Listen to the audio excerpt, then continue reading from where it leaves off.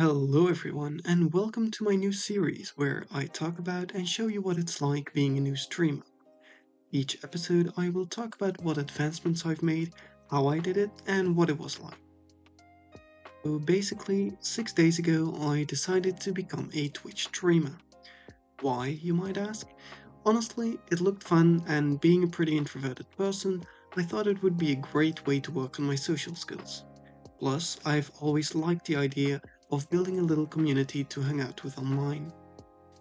My first stream. Let's just say it was rough. I had exactly one viewer show up, and they only stuck around for maybe 2 minutes before leaving. And honestly, I don't blame that person, because to make things worse, my microphone was set up so badly that you could barely even hear me. So yeah, it was basically me talking into the void for 2 whole hours. Here's the thing. That's exactly why I'm starting this YouTube series. I want to document the real journey of becoming a streamer with everything included. The awkward moments, the small wins, and the lessons I'm picking up along the way. If you're someone thinking about streaming yourself or just curious what it's like to start from zero, then you'll probably relate to a lot of what I'm going through, and thus, this series might be something for you. So, let's start with a quick overview of my setup. As you can see, it's nothing fancy, but it gets the job done. I've also got a dual monitor setup, which honestly feels like cheating. One screen for the game, the other for OBS and chat. Without that second monitor, I'd probably just forget that I was even streaming half the time. Now, if I wouldn't have had that second screen, I would have just used my phone to look at chat, but I just so happen to have an old monitor laying around that is perfect for the job. Now, my graphics card, to be honest, this graphics card is definitely underrated since a lot of people say it can't handle any games, while it actually performs well enough in most games. You can even use certain shaders in Minecraft without any problem, but it's definitely not built for streaming.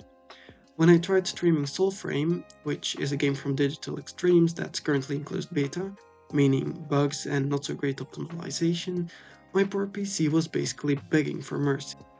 Frame rate dropped to like 20 frames per second, and it felt more like a fast PowerPoint presentation than a game. Still, I keep playing with it because, hey, you gotta start somewhere.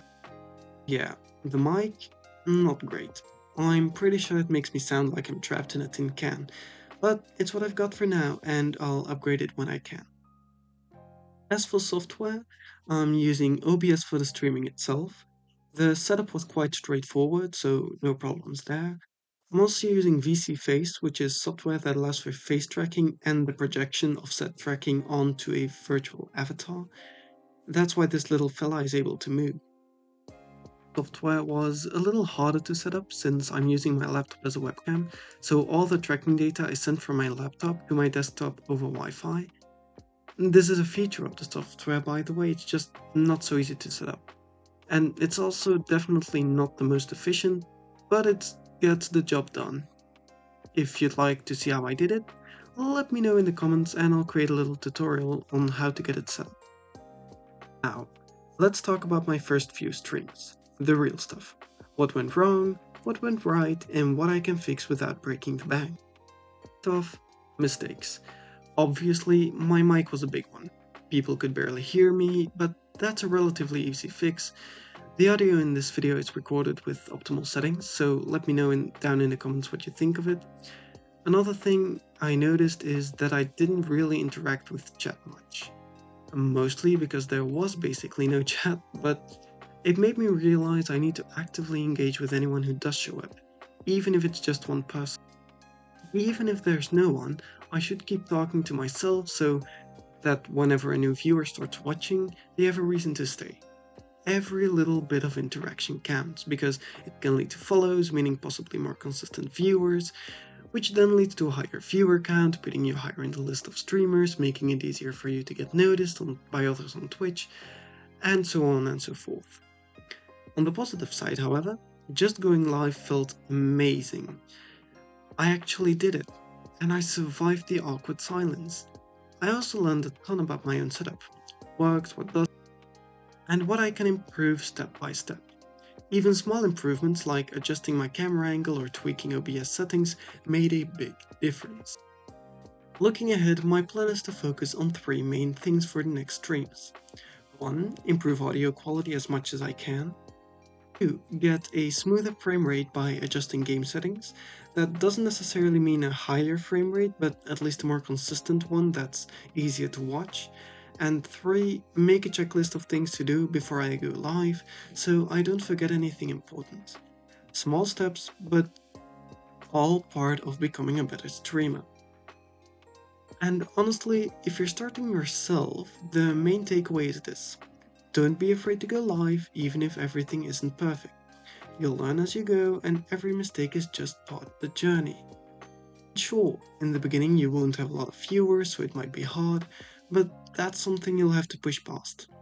If you do that, as well as your best to improve your stream as you go, you'll be fine, at least according to my limited experience. So yeah, that was my very first experience as a streamer. And honestly, it's only the beginning. My setup isn't perfect, my mic isn't perfect, and I barely had any viewers. But hey, that's the whole point of this series. I want to show the real journey of becoming a streamer from 0 views to, well, hopefully more than 0. In the next episode, I'll talk about what I'm doing to actually get viewers and build a little community. So if you're curious about how that goes, stick around. And hey, if you're also starting your own streaming journey, let me know in the comments, maybe we can learn from each other. Thanks for watching, and I'll see you in the next one. Bye!